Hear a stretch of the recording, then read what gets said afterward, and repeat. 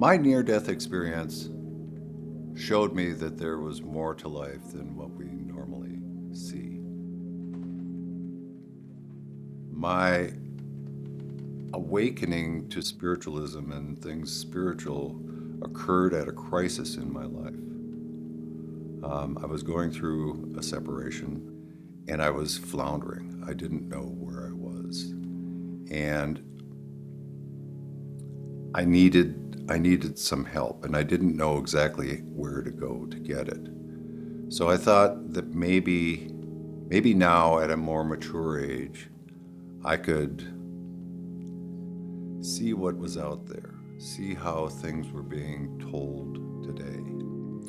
So I went to Buddhist temples, I went to Jewish synagogues, I went to Christian churches, I went to Unity, I went to all sorts of things, and none of them really spoke to me.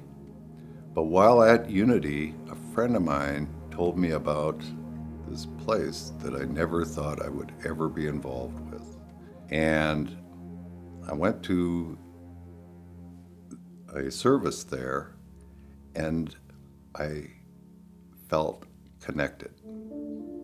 I felt like they understood what I had experienced. And that started a whole chain of events that caused me to be open and understand that we are not alone.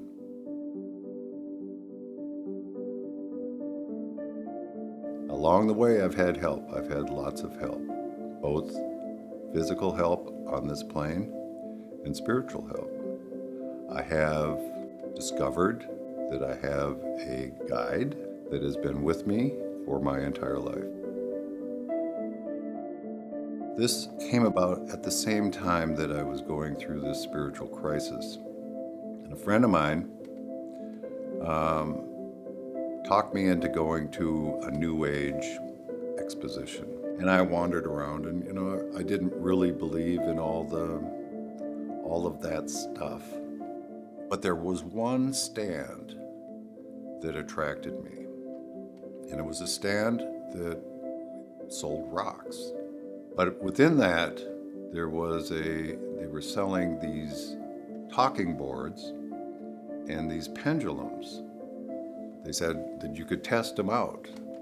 And so I picked up one of the pendulums and used the talking board, and it worked. It spelled out something to me.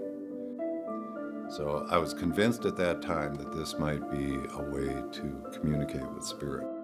And I started doing readings with it. And the first questions were, of course, who are you? And it spelled, my name is Do. I talk to God.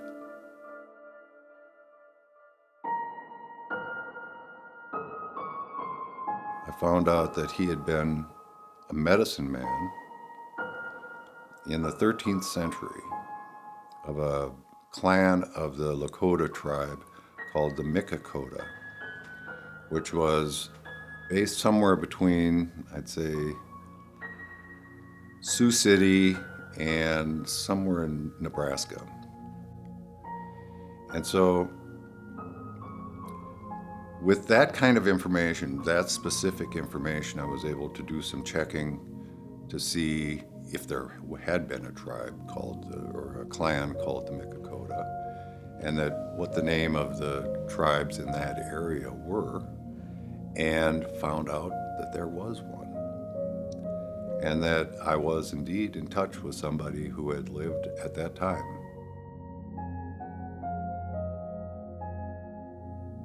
Do has been a part of my life now for 30 years. But he's not the only part of my experience and where I am traveling.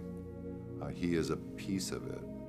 There are many other sources of information that are coming on a regular basis that I haven't really investigated. I just accept that the guidance that I'm getting is of a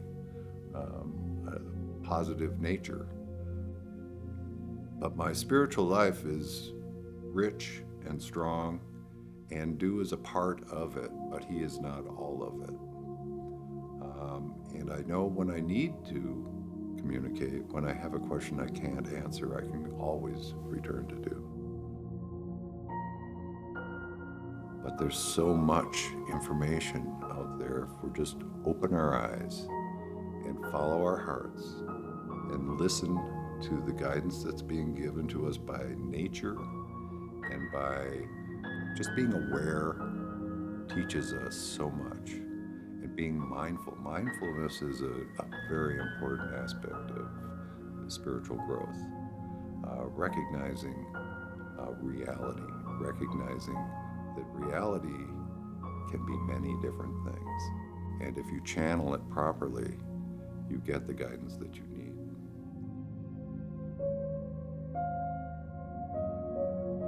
I don't know if I would have experienced what I experienced had I not been in crisis. And the crisis sort of brought spirit to me.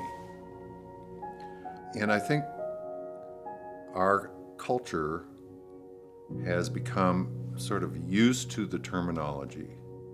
They're used to hearing about spirit guides and about angels and about elves and fairies and things like that. I mean, to the point of where they don't really believe in it, but they're accepting of the words. They're accepting of the words spoken by a friend that they don't laugh at anymore. They just go, oh, that's Brooke, or that's whoever. So I think people are accepting of those terms, but not believing in them. And it isn't until they experience something of their own, or there's a need or a crisis in their lives, where they have to turn outside of themselves to ask for help. A lot of people will take the traditional religious route, but there are so many other ways to get the help that you need that doesn't bring any dogma with it. It doesn't bring any sort of penalty for being who you are.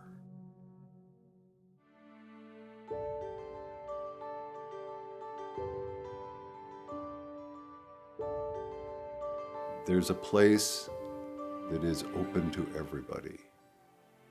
All races, all colors, all religions, all stripe of humanity. And it's within you.